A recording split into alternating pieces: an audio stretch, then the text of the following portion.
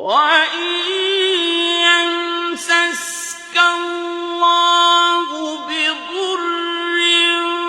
فَلَا كَاشِفَ لَهُ إِلَّا هُوَ وَإِن يَمْسَسْكَ بِخَيْرٍ